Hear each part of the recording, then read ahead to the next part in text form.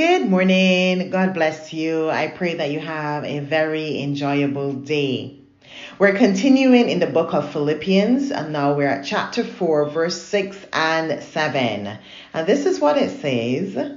Don't worry about anything. Instead, pray about everything.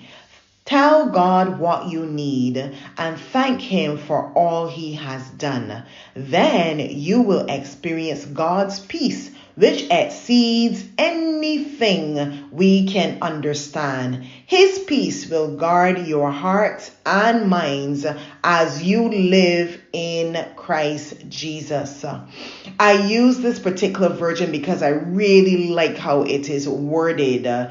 There's no point in worrying. Worrying does not benefit us anything. And we cannot worry and pray at the same time. That is what it says. Rather than worry, instead you pray. Talk to God. Tell Him about everything. He knows everything. He is mighty. He's powerful. He's the only one that can change things on our behalf anyhow. So what we do, we talk to Him rather than worrying about stuff. Worrying is just regurgitating a problem over and over in our mind with absolutely no solution. As a matter of fact, when we worry, it keeps us away from the solution. But when we talk to God, it leads us in the path of the solution that was already there even before the problem occurs. And it tells us that when we do that, when we talk to God about everything, and when we thank Him for what He has done, we regurgitate and remember the many things He has done in the past and strengthen our faith to know He will do it again. Then we will experience God's peace,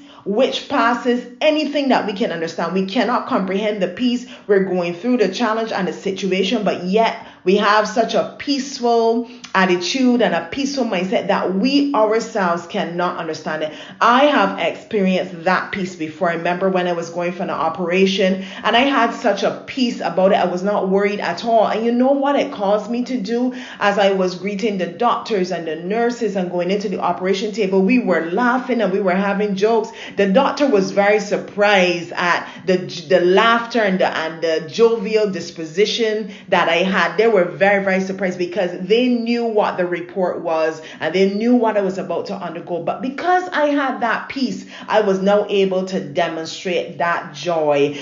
God's peace was guarding my heart and it was guarding in my mind. And the last part, it says, as you live in Christ Jesus, this peace is only available if you are living in alignment with Jesus, with the principles and precepts.